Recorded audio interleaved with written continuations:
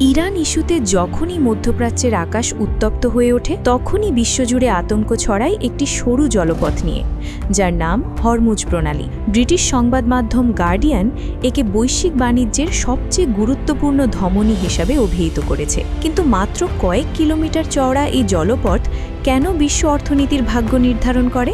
চলুন দেখে নেওয়া যাক।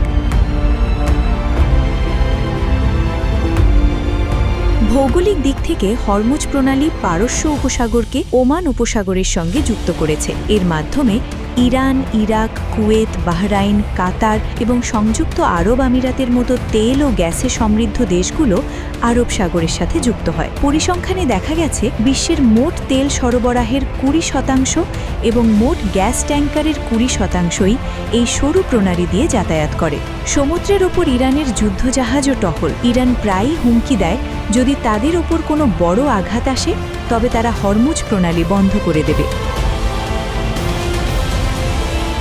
বিশেষজ্ঞরা মনে করেন এই জলপথ মাত্র কয়েক ঘন্টার জন্য বন্ধ থাকলেও বিশ্ব অর্থনীতিতে এমন এক ধস নামবে যা সামাল দেওয়া কঠিন হবে। এটি কেবল একটি জলপথ নয়, বরং এটি একটি বৈশ্বিক শক্তির ভারসাম্য।